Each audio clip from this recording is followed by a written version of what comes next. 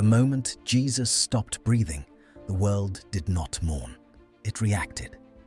The sky does not wait for permission. Darkness moves across the land while it is still day. Not clouds, not a storm. This darkness has weight. It presses down on the city, on the hill, on the cross. People look up, confused. Then they stop looking. Something in them knows this is not normal. Jesus is still alive when it begins. Barely.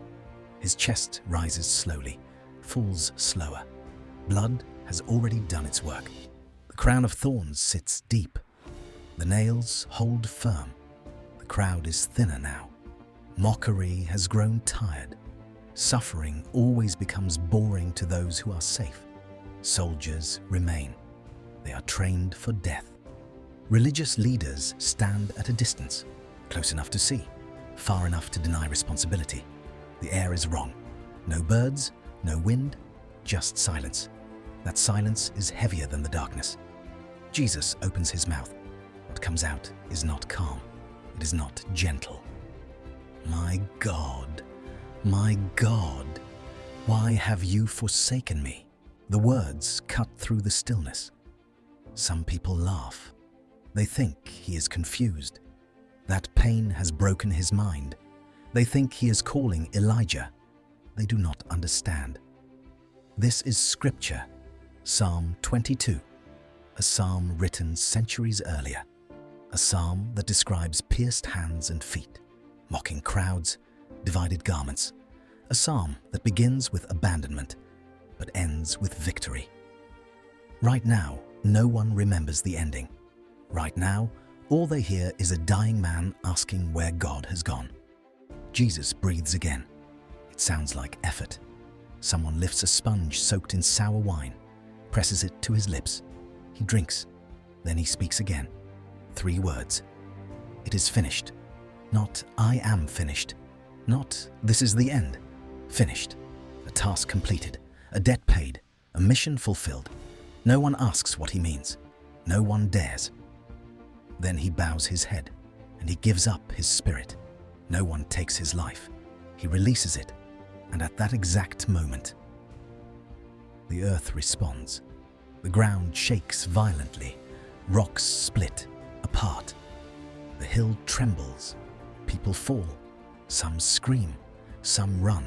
Some freeze where they stand. This is not fear yet. This is shock, because the earth itself is reacting to a death. Inside Jerusalem, inside the temple, something happens that no one planned for. The veil tears, a massive curtain, thick, heavy, woven to separate God's presence from man. It tears from top to bottom, not slowly, not gently, ripped open, exposed. The Holy of Holies is no longer hidden. For generations, only one man could enter, once a year, with blood. Now the barrier is gone. God did not wait for permission. He tore it himself. Outside the city, tombs crack open, stone seals break. Graves that have been closed for years split apart. The dead do not rise yet, but death loses its grip, as if it has been wounded. A Roman centurion stands near the cross. He has overseen executions before, many, but never this, never darkness, never earthquakes, never torn temples. He looks at Jesus' lifeless body, and something breaks inside him. Surely this was the Son of God. He does not fully understand what he is saying, but he is telling the truth. Jesus is dead, and the world knows it. His body is taken down, wrapped in linen, carried away. Joseph of Arimathea moves quickly. Time is short. The Sabbath is coming. Jesus is laid in a tomb. A stone is rolled into place. Heavy, final. Guards are posted. Seals are set. They believe they have secured death. They are wrong. Because the most terrifying part of this story does not happen on earth. It happens below. Scripture is quiet here. Not because nothing happens, but because what happens is not meant to comfort. Jesus' body lies still, but Jesus himself moves. He descends. not into peace, into the realm of the dead, Sheol, Hades, the place where souls wait, a place of silence, of memory, of shadow. He does not enter as a victim. He enters as a king, bearing scars, carrying authority, Peter tells us later. Jesus proclaims victory to the spirits in prison, not human spirits, disobedient ones, ancient, from before the flood, fallen, bound, watching history unfold from confinement. They remember him. They know who he is.